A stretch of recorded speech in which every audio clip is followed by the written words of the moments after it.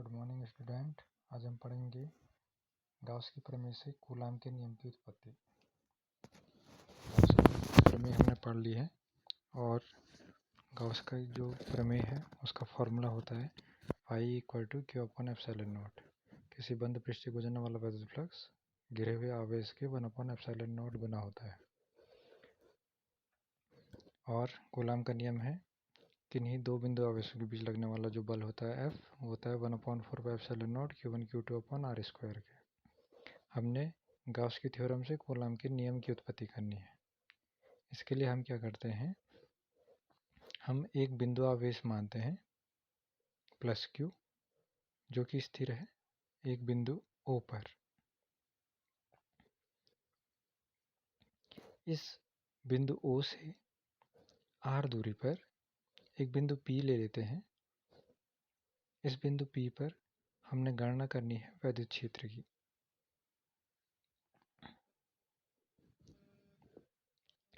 इसके लिए हम क्या करते हैं, क्योंकि हमने गाउस थ्योरम को यूज़ करना है तो हमें एक बंद पृष्ठ की आवश्यकता है।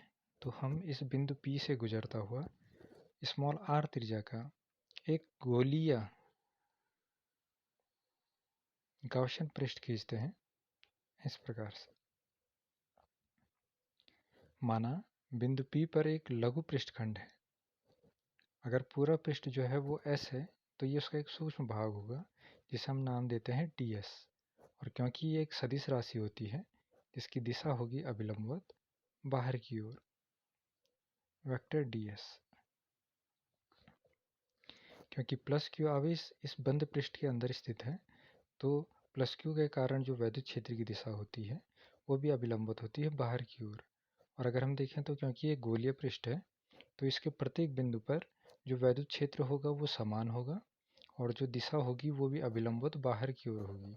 इसका मतलब वेक्टर ds और वेक्टर E दोनों समान दिशाओं में होंगे और इनके बीच का जो कोण होगा वो होगा 0 डिग्री। तो यहाँ से हम ये दिखा सकते हैं कि थीटा की जो वैल्यू होगी वो 0 डिग्री होगी, वेक्टर E और वेक्टर ds के बीच का एंगल। अब अगर हम केवल इस ds वेक्टर ds से गुजरने वाला विद्युत फ्लक्स की गणना करें तो उसकी वैल्यू कितनी आ जाएगी, तो वेक्टर ds से गुजरने वाला विद्युत फ्लक्स अगर हम निकालें तो ये हो जाएगा हमारा d phi e equal to vector E dot vector ds। इसको अगर हम खोलेंगे तो ये आ जाएगा E ds cos 0 या E ds।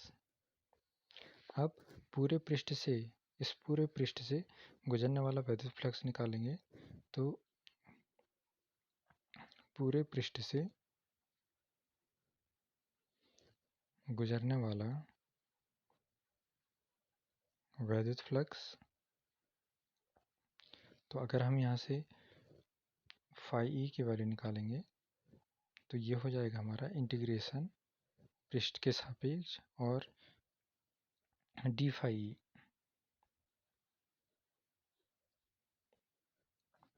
यहाँ हम उसको phi E integration of vector E dot D S के रूप में भी लिख सकते हैं या शॉर्ट में ई डी एस भी लिख सकते हैं।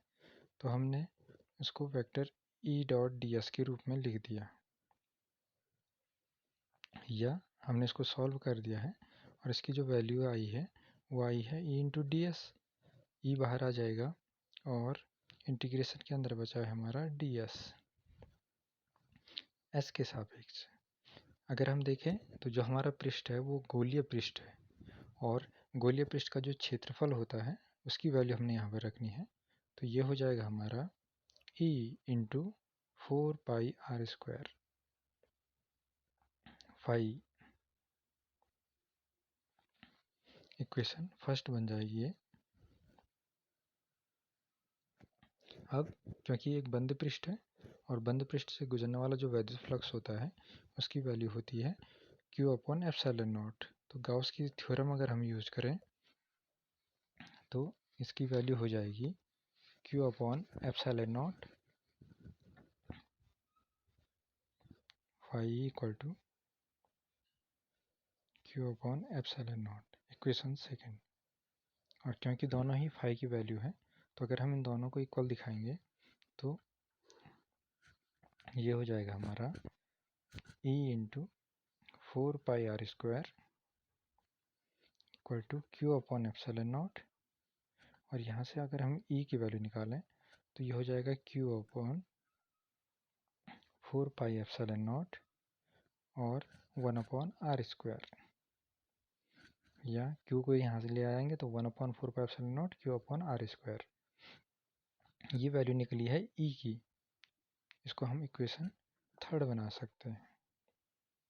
ये वैल्यू है E की, लेकिन हमने F की वैल्यू निकालनी है।